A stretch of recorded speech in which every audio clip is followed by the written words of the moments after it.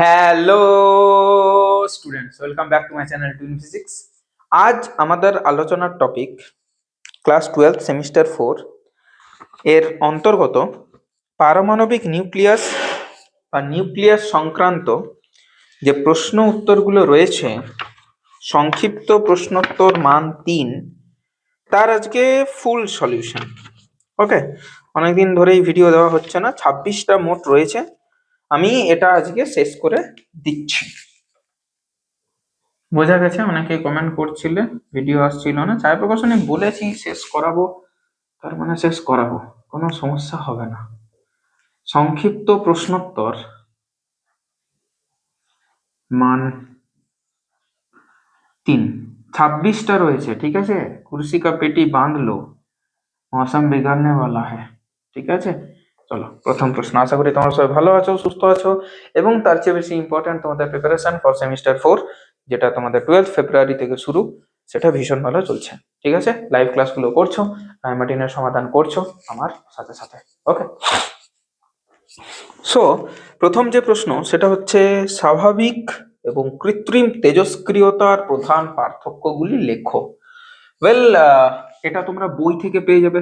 যেগুলো বই থেকে পেয়ে যাবে সেটা আমি আর আলোচনা করছি না, তাই তো পেয়ে যাবে, কোনো অসুবিধা নেই।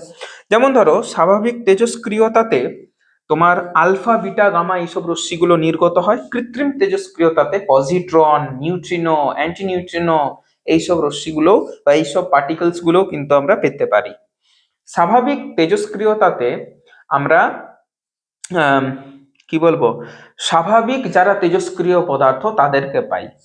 আর কৃত্রিম তেজস্ক্রিয়তাতে আমরা যেসব সাধারণ মৌলগুলো আছে তাদের তেজস্ক্রিয় ভার্সন গুলো পাই, যেমন তেজস্ক্রিয় কার্বন, তেজস্ক্রিয় ক্লোরিন, তেজস্ক্রিয় অক্সিজেন, এইসবগুলো পাই। এমনি পার্থক্য কিন্তু করা যেতে পারে।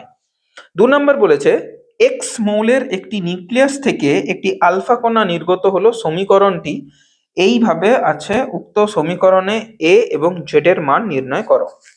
তাহলে এক্স, তার মাথায় আছে এ আর নিচে আছে 92, সেখান থেকে তৈরি হলো ওয়াই, যার মাথায় আছে 238 আর নিচেরটা 228, সরি 228, এবং নিচে আছে জেড প্লাস তোমার হচ্ছে আলফা। আলফাকে আমি অলরেডি লিখছি, মাথায় 4 নিচে 2। এবার আমরা জানি যে উপরের যোগফল নিচের যোগফল সেম হবে, তার মানে আমরা বলতে পারি 228 আর 4 232, তার মানে এটা হয়ে গেল 232। এবার কার সাথে 2 যোগ করলে 92 পাই? 90 এর সাথে 2 যোগ করলে 92 পাই। তাহলে জেড সমান হলো 90 এবং এ সমান হলো 232। 232 বলো, বোঝা গেল? মাথায় ঢুকলো? এবার বলেছে P3215, P3215 এই যে কণাটা রয়েছে, তেজস্ক্রিয় আইসোটোপ থেকে বিটা কণা বেরিয়ে এলে সেটি এততে রূপান্তরিত হয়, সমীকরণটি লেখো। আচ্ছা, সমীকরণ বলেছে, এটা থেকে বেরিয়ে গেলে একটা বিটা কণা, তার মানে হচ্ছে S32টা 32 থাকলো, আর এখানে একটা 16 হয়ে গেল, এর সাথে বিটা লিখবো যার মাথায় হচ্ছে ভর 0 কিন্তু এটা -1। বলো, বোঝা গেল জিনিসটা? 3 নাম্বার হচ্ছে, 3 নাম্বার প্রশ্নতে বলেছে একটা ইকুয়েশন দিয়ে দিয়েছে, তারপর বলেছে বিক্রিয়াটিতে ডিউটেরিয়াম মানে হচ্ছে 1H2 ও হিলিয়াম পরমাণুর ভর যথাক্রমে এত এবং এত, এটি কি ধরনের বিক্রিয়া? মেগা ইলেকট্রন ভোল্ট এককে মুক্ত শক্তি কিউ এর মান নির্ণয় করো। ইকুয়েশনটা দিয়েছে H12 আর আরেকটা H12, সেখান থেকে তৈরি করেছে হিলিয়াম He42 প্লাস কিউ। তো এখানে আমি ভরের একটু পার্থক্য নেব। কি বলেছে? এদের প্রত্যেকটার ভর হচ্ছে কত করে? 2.0141। এমনি কটা অণু রয়েছে? দুটো রয়েছে। তাহলে 2 দিয়ে গুণ করলে 2 একে 2, 2 4 8, 2 0 আর 2 দুগুণে 4। এর একটার ভরটা কত? 4.0024, 4.0024 হলো ইউ দিয়ে আছে এককগুলো। ঠিক আছে স্যার, কোনো প্রবলেম নেই। এদের যে মাসের পার্থক্য দেখো ভালো করে, এটা আছে 282 আর এটা আছে তোমার কম রয়েছে, ঠিক আছে, কোনো ব্যাপার না। তাহলে এটা 4.0024 এটাকে যদি বিয়োগ করি এটা আসবে 8 2 3 5, আর এটা 2 0.0258। এত ইউর পার্থক্য হচ্ছে, এটাকে কি বলবো? ভর ত্রুটি বলবো না? বলবো না? এবার এই ভর ত্রুটিটা ইকুইভ্যালেন্ট কতটা এনার্জি? 1 ইউতে আমাদের এনার্জি পাওয়া যায় 931 মেগা ইলেকট্রন ভোল্ট অ্যাপ্রক্সিমেটলি। তাহলে এত ইউতে কত হবে? তাহলে এটাকে তুমি নির্ণয় করতে হলে এটাকে তোমাকে গুণ করে নিতে হবে। গুণ করাটা ছাড়া তোমার কাছে আর কোনো উপায় নেই। মানে 931 ইন্টু 0.0258 মেগা ইলেকট্রন ভোল্ট, এটা হবে কার মান? কিউর মান। বলো বোঝা গেল কি গেল না? মাথায় ঢুকলো কি ঢুকলো না? এবার বলছে এটা কি ধরনের বিক্রিয়া? এটাতে তাপ আমরা পাচ্ছি, এই দুটো জয়েন হয়ে পরে আমরা এটাকে কি পাচ্ছি? তাপ পাচ্ছি, হিলিয়াম পাচ্ছি, সাথে একটু তাপ পাচ্ছি। তাহলে এটাকে বলবো তাপ মোচি বিক্রিয়া। তাপ মোচি বিক্রিয়া, তাপগ্রাহী তো নয়, যে ও তাপটা গ্রহণ করলো তা তো নয়, তাপ মোচন করলো। বলো 4 নাম্বার, C14N14 এই দুটি আইসোবার নিউক্লিয়াসে মিল অমিল কি? আচ্ছা, যে C14 আছে আর যে N14 আছে তাদের মধ্যে মিল যদি বলি যে এদের দুজনেরই ভর সংখ্যা একই, এদের দুজনেরই ভর সংখ্যা সেম। যদি আমি বলি অমিলের কথা, তাহলে এদের যে প্রোটন সংখ্যা, এদের যে প্রোটন সংখ্যা বা যাকে বলা হয় তোমার হচ্ছে পরমাণু ক্রমাঙ্ক, সেটা হচ্ছে ডিফারেন্ট। ডিফারেন্ট তো এর যেমন হচ্ছে 6, এর যেমন হচ্ছে তোমার 14, তো এটা হয়ে গেল 7। সেই রকম আর কি পার্থক্য রয়েছে। এবার বলল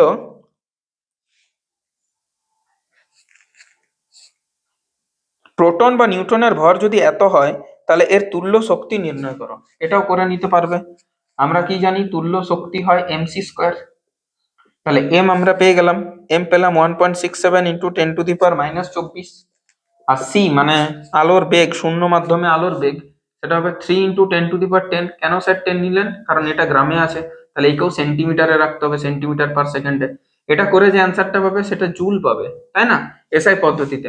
তাকে আবার ভাগ করবে 1.6 ইন্টু 10⁻⁻19 দিয়ে, তুমি অ্যান্সারটা পেয়ে যাবে ইলেকট্রন ভোল্টে। তাকে আবার ভাগ করবে 10⁻⁻6 দিয়ে, তুমি না সরি 10⁻6 দিয়ে ভাগ করবে, তাহলে মেগা ইলেকট্রন ভোল্ট পেয়ে যাবে। এইভাবে অঙ্কটা করতে পারো, কারণ আমাকে মেগা ইলেকট্রন ভোল্ট বার করতে বলেছে। বলো ঠিক আছে? এবার এই ক্যালকুলেশন করে দেওয়ার মতো মানে অতটা বড় হয়ে গেছে, তোমরা ওই জায়গাটা আমি স্কিপ করলাম। থিওরিটা বুঝে নাও, কনসেপ্ট বুঝে নাও, অ্যাপ্রোচ বুঝে নাও, ক্যালকুলেশনটা নিজেরাই করতে পারবে, সেটাতে কোনো সমস্যা হবে না আশা করি।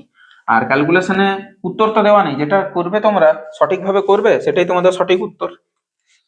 এমন তো নেই যে তোমার কোথাও ভুল হয়ে যাবার, বা স্যার ভুল উত্তর যদি থাকে তাহলে কি করব, সেই ভয়টা কিন্তু এই ক্ষেত্রে নেই। সংহত পারমাণবিক ভর একক ও ইলেকট্রন ভোল্টের সম্পর্ক কি? সংহত পারমাণবিক ভর এর ইংরেজিটা হচ্ছে তোমার হচ্ছে mass unit, atomic mass unit. Atomic mass unit বা বলে ইউনিফাইড মাস, ইউনিফাইড মাস। ওকে, এটার জন্য এটাকে AMU বলে বা অনলি ইউ বলে দেয়। এর সাথে ইলেকট্রন ভোল্টের সম্পর্ক কি হবে না, 1 ইউ পরিমাণ পদার্থ যদি ক্ষয় ঘটে বা 1 ইউ পরিমাণ ভরের যদি পার্থক্য ঘটে, তাহলে সেই ভরটার তুল্য শক্তি হয় 931 মেগা ইলেকট্রন ভোল্ট। আচ্ছা, যে পরমাণুগুলির ড্যাশ একই কিন্তু ড্যাশ ভিন্ন তাদের সমস্থানিক বলা হয়। সমস্থানিক মানে বুঝো তো? আইসোটোপ। আইসোটোপে কি একই? প্রোটন সংখ্যা একই।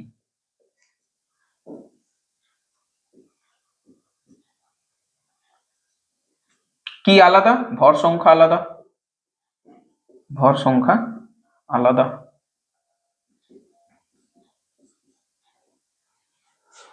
বোঝা গেল? তারপর হচ্ছে 6 নম্বর, এক জোড়া আইসোবারের পরমাণু ক্রমাঙ্ক ও ভর সংখ্যা এর সম্পর্ক কি রূপ?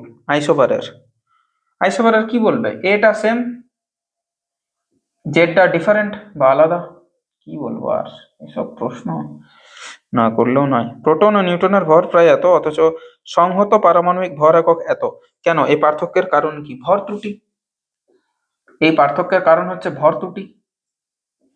7 নম্বর, পারমাণবিক নিউক্লিয়াসের অভ্যন্তরে ধনাত্মক তড়িৎগ্রস্ত প্রোটন ও নিস্তড়িত নিউট্রন একত্রে অবস্থান করে সমধর্মী তড়িতাধান হওয়া সত্ত্বেও প্রোটনগুলি বিকর্ষিত হয় না।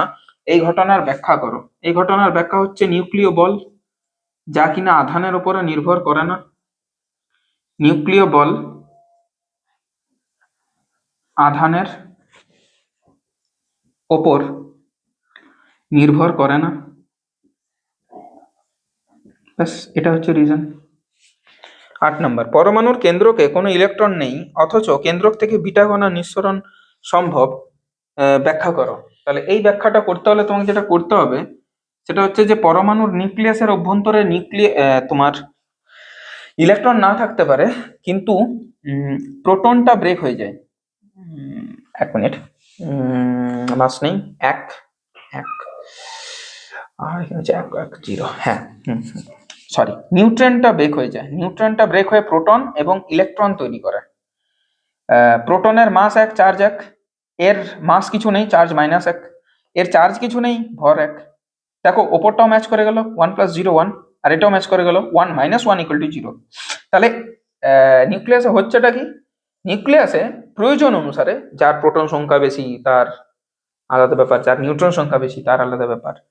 তাহলে স্বাদ অনুসার নিউট্রন কখনো কখনো তোমার প্রোটন এবং ইলেকট্রনে ভেঙে যায়, এবং সেই থেকে আমরা কি পাই, ইলেকট্রন কণার স্রোত পাই, যা কিনা বিটা রশ্মি নামে আমাদের কাছে পরিচিত। বলো, বোঝা গেল? বিটা রশ্মির আধানের প্রকৃতি কি না নেগেটিভ। 9 নাম্বার কি বলেছে, একটি সিসার ব্লকের মধ্যে একটি লম্বা গর্তে হ্যাঁ কি দেখতে পাবে, ছবির সাহায্যে ফলাফল দেখাও। এটা কিছুই না, এটা তোমাদেরকে অ্যাকচুয়ালি রাদারফোর্ডের যে এক্সপেরিমেন্টটা রয়েছে সেইটা একটু দেখাতে বলেছে, সেটা দেখিয়ে দেবে, কাজ কমপ্লিট। রাদারফোর্ডের এক্সপেরিমেন্ট বলছে, আর রাদারফোর্ডের তো গোল্ড ফয়েল এক্সপেরিমেন্ট। এটা হচ্ছে তোমার হেনরি বেকারেলের। তো ম্যাগনেটিক ফিল্ড যেটা তোমার রইবে এখানে, যদি ম্যাগনেটিক ফিল্ড রয়, এম ফিল্ড, ম্যাগনেটিক ফিল্ডের পজিটিভ আধানগ্রস্ত একদিকে, আলফা পার্টিকেল একদিকে, বিটা পার্টিকেল একদিকে, এবং তোমার হচ্ছে কি না, তোমার গামা পার্টিকেলের কোনো বিক্ষেপণ দেখতে পাওয়া যাবে না। এই টাইপের তুমি দেখতে পাবে। নেক্সট বলছে, রেডিয়ামের অর্ধ জীবনকাল এত বলতে কি বোঝো? ওকে, রেডিয়ামের অর্ধ জীবনকাল কত?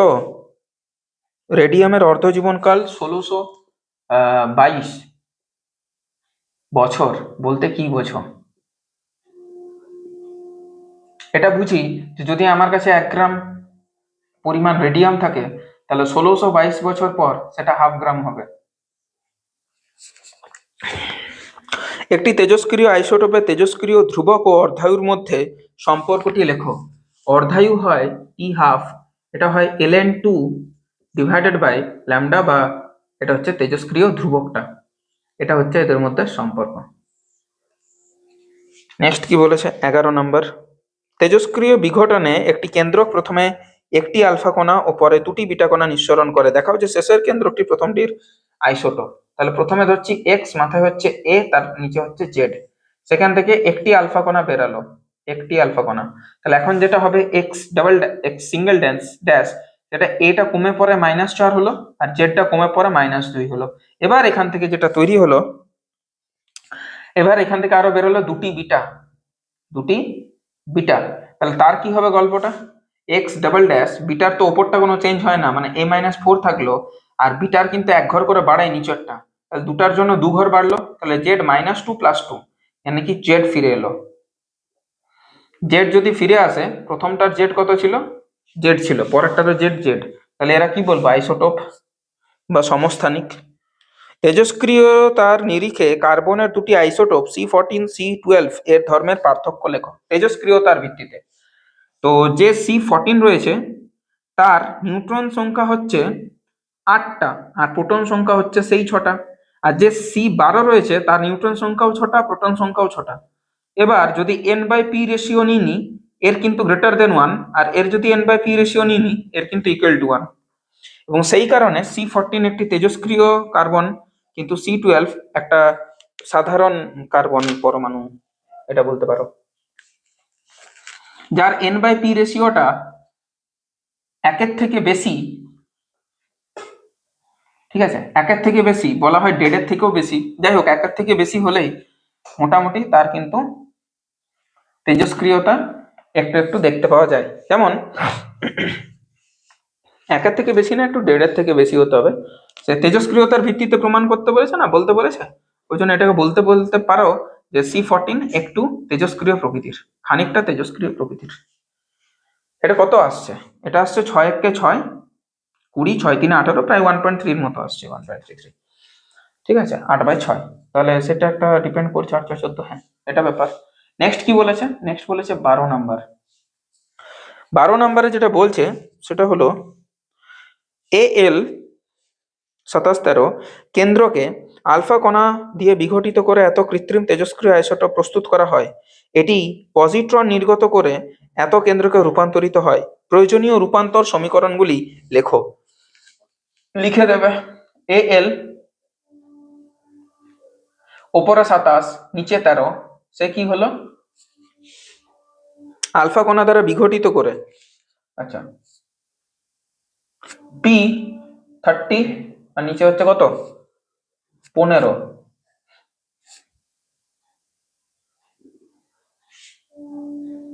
না, এটা 30 হবে না, 31 হয়ে যাবে। তেজস্ক্রিয় না, তেজস্ক্রিয় তো হবেই, তেজস্ক্রিয় না হলে তো ভাঙতো না। আর হিলিয়ামের হচ্ছে ওপরে 4 আর নিচে 2, নাহলে তো ঠিকঠাক সেট খাবে না। ঠিক আছে, যা বাবা। কেন্দ্রককে আলফা কণা দিয়ে বিঘটিত করে, আচ্ছা, আলফা কণা দিয়ে আঘাত করেছি, আচ্ছা আচ্ছা, মানে এর সাথে আলফা যোগ হবে, বিয়োগ থোড়ি না হবে। এর সাথে আলফা কণা যদি যোগ করি, আলফা কণা উপরে 4 নিচে 2, তাও তো গল্পটা তো একই। এই যে আমাদের হচ্ছে এখানে ফসফরাস, তার কিন্তু উপরে 31 হবে, 27 আর 4 31, আর 13 আর 2 15। এরপর ফার্দার এটা কি হলো? আলফা পার্টিকেল দ্বারা করা হলো। এরপর ফার্দার একটা বিচে প্রস্তুত করে, এটি বিটা পজিট্রন নির্গত করে, মানে ছেড়ে দেয়, ছেড়ে পরে কিসে পরিণত হয়? হ্যাঁ, এইবার ঠিক আছে। এই যে সিলিকন আছে আমাদের, সিলিকন উপরে হচ্ছে তোমার 30, আর নিচে হচ্ছে কে ছেড়েছে? পজিট্রন ছেড়েছে, মানে বিটা প্লাস যেটাকে আমরা বলি। তো তার উপরে ইয়ে তো থাকবে না, আর এটা হয়ে যাবে একটা প্লাস 1, তাহলে 1 যদি হয়ে যায় এখানটাতে কত হবে? 14 আছে। এবার ঠিক আছে, ওর মাস তো কিছু নেই, ওপরটা 0 আর নিচটাতে চার্জ আছে একটা পজিটিভ। তাহলে ঠিক আছে, তাহলে 30 থেকে 30 হলো কি করে, তাই না? না, কিন্তু এইখানটাতে একটা মুশকিল হয়ে যাচ্ছে যে এটাকে 30 করতে হবে, তাহলে সেই ক্ষেত্রে এটা তো হবে না, তাহলে এটাকে 26 করতে হবে, তাহলে হবে। কোনো একটা জায়গাতে গন্ডগোল আছে কোয়েশ্চেনটা দেওয়ার মধ্যে, ঠিক আছে? তাহলে এটা হয়তো মাসটা তাহলে কম হচ্ছে, এটা ঠিক আছে, এটা ঠিক আছে, এটা 31 হলো। এবার তাহলে এ 30 হচ্ছে কি করে? কেন্দ্রকে আলফা কণা দিয়ে বিঘটিত করে, আলফা কণা মানে এর সাথে 4 2 হয়, 3 তো হয় না, তাহলে এটাকে 26 করতে হবে। কোথাও একটা গন্ডগোল আছে, কোথাও একটা গন্ডগোল রয়েছে। প্রয়োজনীয় রূপান্তরগুলি সমীকরণের সাহায্যে লেখো। এই তো এখানে করেছে, এখানে করেছে এটা। তাহলে আমার কি করতে হবে? এটা তো করেছে, দেখো 14-3 দেখো, 14-3 দেখো, ফসফরাসে পরিণত হয়েছে, ফসফরাসটা 30ই ধরেছে, কিন্তু 15 23 15। তাহলে সে আর ফার্দার কিছু তাই কেন করবে? আলফা দিয়ে যদি এটাকে ভাগ করি, হলে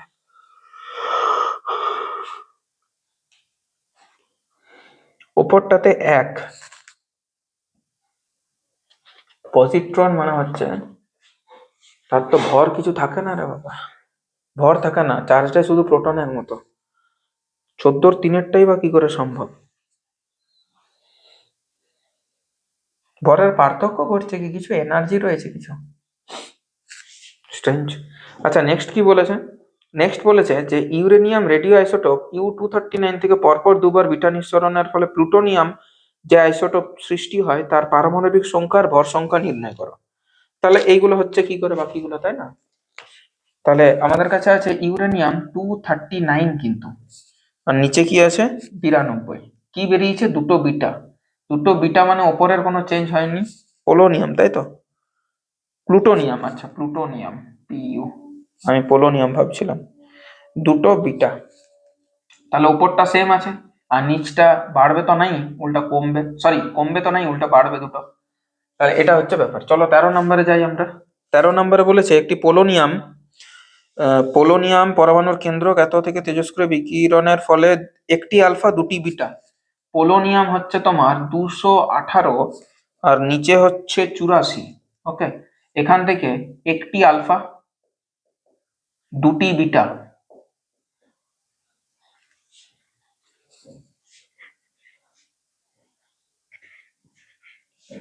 প্রত্যেক ধাপে উৎপন্ন কেন্দ্রকের গঠন কি হবে? কৃত্রিম মৌলান্তর থেকে কোন মৌলিক কণা প্রথম আবিষ্কৃত হয়? আচ্ছা, এটাকে বলে দিই একটু। তোমার এটা হয়ে যাচ্ছে নাইট্রোজেন 14 7 এর সাথে যদি আমি একটা হিলিয়াম করি 4 2, তাহলে এটা করে অক্সিজেন 17 প্লাস এখানে একটা প্রোটন তৈরি করে 1 1, 17 কে 18, 7 9, এটা হয়ে গেল 8। তাহলে এটা একটা কিন্তু নর্মাল নাইট্রোজেন, তাকে যদি আঘাত করি না হিলিয়াম কণা দিয়ে, এটা রাদারফোর্ড সাহেব কিন্তু করেন, রাদারফোর্ড। ওকে, হিলিয়াম কণা দিয়ে আঘাত করেন, সেখানে একটা তেজস্ক্রিয় অক্সিজেন তৈরি হয়, রেডিও অ্যাক্টিভ অক্সিজেন তৈরি হয়। ঠিক আছে, এবং তার সাথে প্রথম কৃত্রিম মৌলান্তরের ফলে প্রাপ্ত প্রথম মৌলিক কণা, কণা বলেছে। ঠিক আছে, আর কৃত্রিম মৌলান্তরের ফলে প্রাপ্ত প্রথম তেজস্ক্রিয় মৌল হচ্ছে টেকনেসিয়াম, টেকনেসিয়াম যেটাকে বলা হয় টিসি। ওকে, তো প্রোটন প্রথম হচ্ছে ফান্ডামেন্টাল পার্টিকেল যাকে পাওয়া যায়। যাই হোক, এটা আমি কাম ব্যাক করি। একটা আলফা মানে 4 কমবে, বাকি তার কিছু কমবে না, তাহলে 214। একটা আলফা মানে 2 কমলো 82, আবার 2 বেড়ে গেল মানে 84 হয়ে গেল। ব্যাস এইটুকুই বলেছে।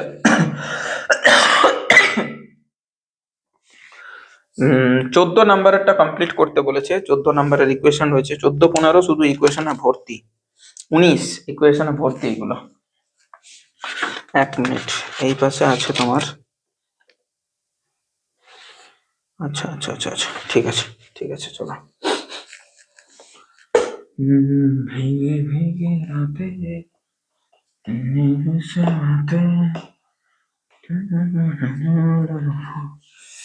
ঠিক আছে, 12 13 14 নাম্বার।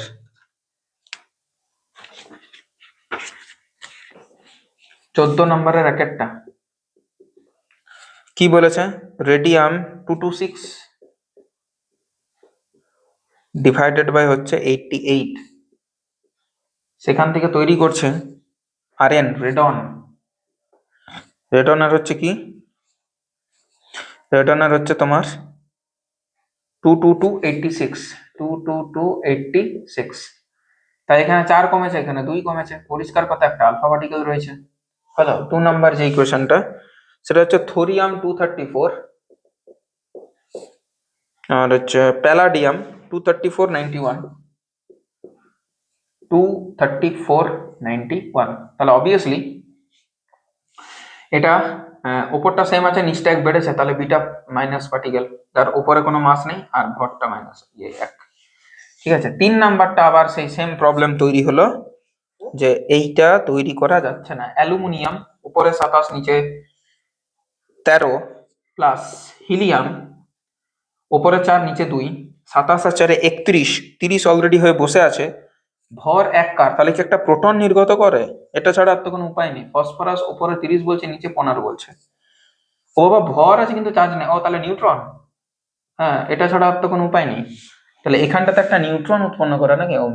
না না, এটা পেয়েছি, এখানটাতে 30ই থাকে, বাট এখানে একটা নিউট্রন উৎপন্ন করে, তাহলে এখানে একটা নিউট্রন উৎপন্ন করে। দেন ফার্দার এই ফসফরাসটা আবার ভেঙে যায়, সে সিলিকন উৎপন্ন করে আর তার সাথে একটা বিটা প্লাস তৈরি করে। ঠিক আছে, তাহলে ঠিক আছে, নিউট্রন উৎপন্ন করবে, তার তো উপায় নেই কোনো, সবকিছুই আছে, কোনো প্রবলেম নেই। 15 নাম্বার, 15 র্যাকেটটা কি বলেছে? নাইট্রোজেন, হিলিয়াম আর একটা প্রোটন রয়েছে। প্রোটনকে ওইভাবে লেখা যায় H11, তার সাথে কি যোগ হবে যাতে এটা শুট খেয়ে যায়? নাইট্রোজেন 14 7 প্লাস হিলিয়াম 4 2, তাহলে এখানে হচ্ছে 14 আর 4 18, তার মানে এখানে হবে 17, 7 2 9, 1 গেছে মানে 8, 8 কার? অক্সিজেনের। ব্যাস, অর্থাৎ এই অক্সিজেনটা তৈরি হচ্ছে। ঠিক আছে, ও এই ইকুয়েশনটা তো হয়ে গেল। এটা প্রথম তোমার কৃত্রিম মৌলান্তর থেকে প্রাপ্ত আমাদের প্রোটন মৌলিক কণা। তারপরে দিয়েছে ডয়টেরিয়াম আছে আর ট্রিটিয়াম আছে। এটা মিলে হিলিয়াম তৈরি করলে একটা, উপরে 4 নিচে 2, তাহলে 3 2 5 1, তাহলে 1 থাকছে আর 1 1 2 2 মানে 0। উপরে মাস আছে কিন্তু চার্জ নেই, তাহলে কে? নিউট্রন, নিউট্রন সাহেব। তারপরে হচ্ছে 4টা প্রোটিয়াম মানে সাধারণ হাইড্রোজেন, 4টা। ঠিক আছে, এটা অ্যাকচুয়ালি ওই হাইড্রোজেন বোমা বানানোর যে ফর্মুলাটা। দেন একটা হিলিয়াম তৈরি করলো, হিলিয়াম তো মিল আছে, বাট নিচে 2, তাহলে এখানে কিন্তু 2 থাকবে, ঠিক আছে। তাহলে ডাবল অফ এটা হচ্ছে বিটা প্লাস, যার উপরে কোনো চার্জ, উপরে কোনো ভর নেই, 4টা মিলে গেল, আর যার ভরটা এখানে 2 থাকবে, তাহলে 2 2 4 হয়ে যাবে, বিটা প্লাস বা পজিট্রন বলতে পারো। 16 নাম্বার, আলফা বিটা গামার ভেদন রশ্মি ক্ষমতার অনুপাত 16, আলফা অনুপাত বিটা অনুপাত গামা। এটা হয় 100 টাইমস করে বেড়ে যায়, এ যদি 1 হয় এ তাহলে 100, এ হচ্ছে 100 আর 100 মানে 10,000।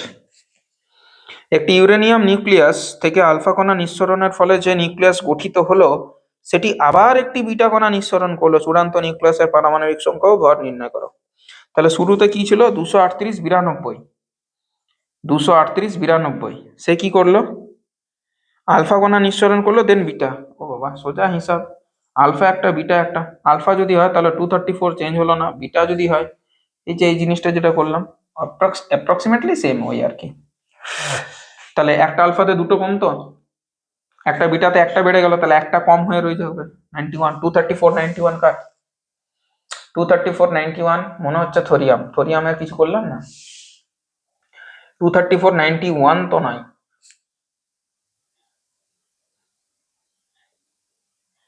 দেখে আলফা সেটি আবার একটি বিটা কণা, আচ্ছা আচ্ছা ঠিক আছে, হতেই পারে। তাহলে 91টা কার? থোরিয়াম নয়, থোরিয়ামের পরে 91, আচ্ছা এটা 234 91, এটা প্যালাডিয়াম। ব্যাস ব্যাস হয়ে গেল।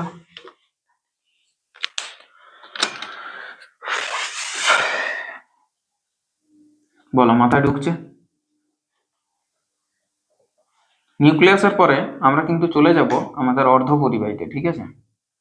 অর্ধপরিবাহীটা বাকি আছে, আর তারপর তোমাদের ডিজিটাল ইলেকট্রনিক্স আছে আর কমিউনিকেশন সিস্টেম আছে। 3টে লেকচার, 4টা লেকচার, 5টা লেকচারের মতো করলেই হয়ে যাবে, বেশি খুব একটা নেই। 16 হয়ে গেল কিন্তু, হ্যাঁ। নিউক্লিয় বিক্রিয়াটি পূর্ণ করো, করলাম যে একটু আগে, নাইট্রোজেন 14 এটা করলাম একটু আগে। 16 নাম্বার 17 নাম্বার কোশ্চেনের অভাব পড়ছে তাই রিপিট করছে। তাপীয় নিউট্রন কাকে বলে? পেয়ে যাবে বইয়ে। থার্মাল নিউট্রন কাকে বলে? একটি মুক্ত নিউট্রনের বিঘটনের সমীকরণ দেখো। মুক্ত নিউট্রন, নিউট্রন বার কোথায় হয়েছে এটাই দেখিয়ে দিতে পারো, কোনো অসুবিধা নেই। তোমার হচ্ছে ডয়টেরিয়াম আর ট্রিটিয়াম। তারপরে হচ্ছে নিউক্লিয় বিভাজন উৎস, শক্তির উৎস হিসেবে মানবজাতির কল্যাণে ব্যবহার করা যায়, সংক্ষেপে আলোচনা করো। অর্থাৎ এই নিউক্লিয় বিক্রিয়ার কি কি পজিটিভ সাইড আছে, এনার্জি হিসাবে যে আমরা ইউজ করতে পারি, এইসবগুলো একটু দেখিয়ে দেবে। ফসফরাস থেকে সিলিকন উৎপন্ন করছে, ফসফরাস হচ্ছে 30 আর 15, আর সিলিকন হচ্ছে তোমার এদিকে 30 আর এদিকে হচ্ছে 14, তাহলে উপরে মাস তো শূন্য, বাট ইয়েটা 1 হতে হবে মানে বিটা প্লাস। পজিট্রন রয়েছে। এরপর আছে বেরিলিয়াম 94 প্লাস তোমার হচ্ছে আলফা পার্টিকেল, এটা উৎপন্ন করছে 9 4 13, 13 মানে হচ্ছে এটা 12 নিয়েছে, এখানে নিউট্রন নিয়েছে 1 0, 12 আর 13, আর এটা 0 মানে 4 2 6, এটা কে? তাহলে কার্বন। নেক্সট 3 নাম্বার, আবার ওইটা না আলাদা দিয়েছে। হ্যাঁ, নাইট্রোজেনকে ব্রেক করা হলো মানে আঘাত করা হলো নিউট্রনকে দিয়ে 1 0, এবং অ্যারো দিয়ে পরে একটা প্রোটন গঠিত হলো। আর কি গঠিত? 14 1 15 1, তাহলে 14, আর 7 0 7 মানে এটা 6, তার মানে এটা হয়ে গেল কি? কার্বন। চলো সর্টেড। বাপরে বাপ, বিক্রিয়ার শেষ নেই, এরপরও বিক্রিয়া আছে, এগুলো করবে তো করবে, আশা করছি শিখিয়ে দিয়েছি। 20 করবে, 21 করবে, এগুলো হোমওয়ার্ক থাকলো, ঠিক আছে? এগুলো বাড়ির কাজ থাকলো, ট্রাই করবে। নিউক্লিয় সংযোজনের আগে নিউক্লিয় বিভাজন করা হয় কেন? কারণ প্রচুর পরিমাণে এনার্জি পাওয়ার জন্য। নিউক্লিয় বিভাজনে প্রচুর পরিমাণে শক্তি রিলিজ হয়, সেটা নিউক্লিয় সংযোজন করানোর ক্ষেত্রে কার্যকরী হয়। নিউক্লিয় বল আধান নিরপেক্ষ বলতে কি বোঝো? বলতে বোঝায় যে নিউক্লিয় বলের মান আধানটা পজিটিভ না নেগেটিভ তার উপরে নির্ভর করে না। ব্যাস এটাই। নিউক্লিয় বিভাজনের ক্ষেত্রে নিউট্রনকে আদর্শ কণা হিসেবে মনে করা হয় কেন?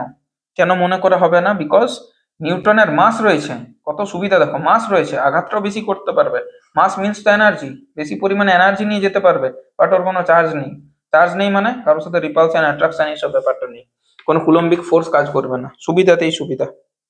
তেজস্ক্রিয় ঘড়ি, কার্বন ঘড়ি ও ইউরেনিয়াম ঘড়ি ব্যবহারগত প্রধান পার্থক্য লেখো।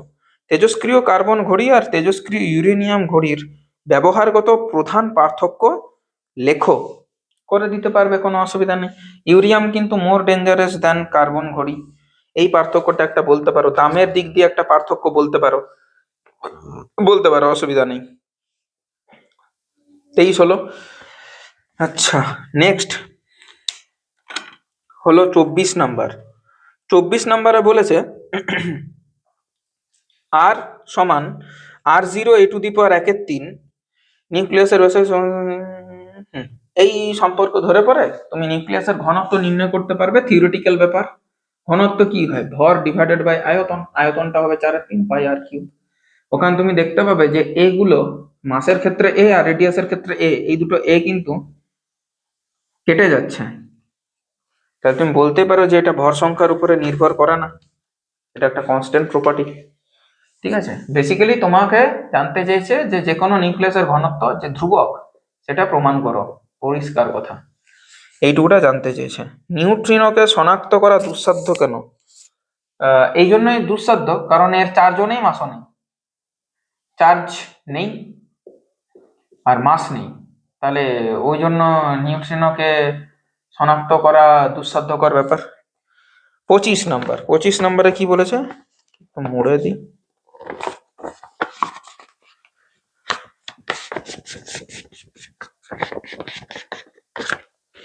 25 নম্বরে বলেছে একটি নিউক্লিয়াসের ভর ঘাটতির সংজ্ঞা লেখো। সংজ্ঞা লেখাতে তো বসবো না এখন, একে গাণিতিক ভাবে প্রকাশ করে দেবে। ডেল্টা এম কি হয়?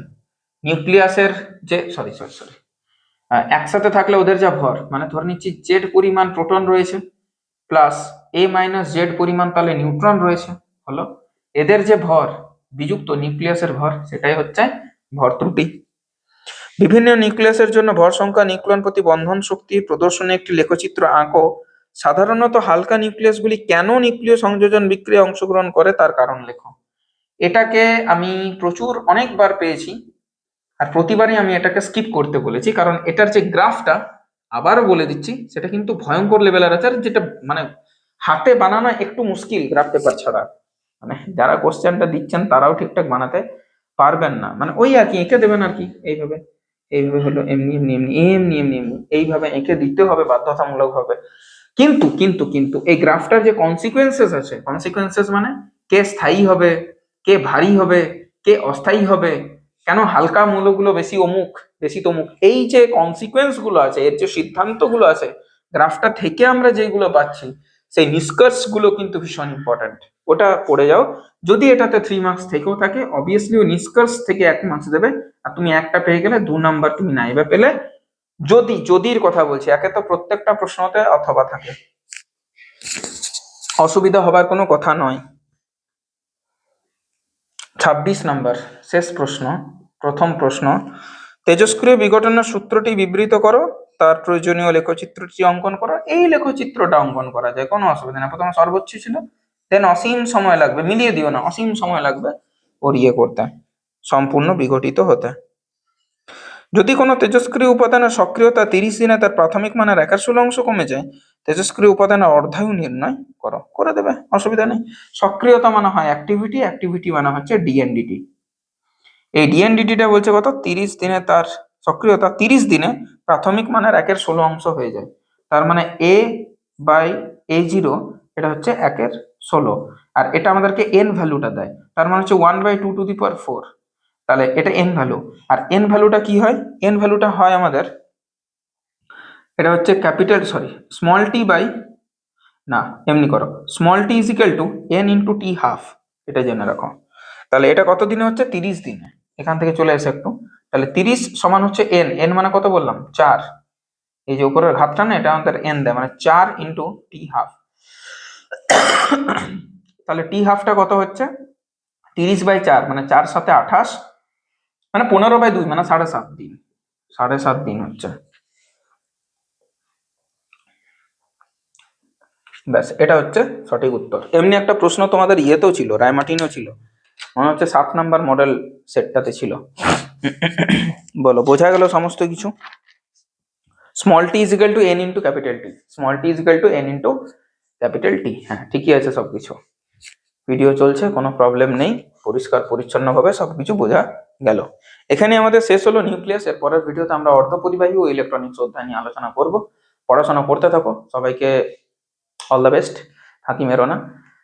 Till then, take care, tata, by.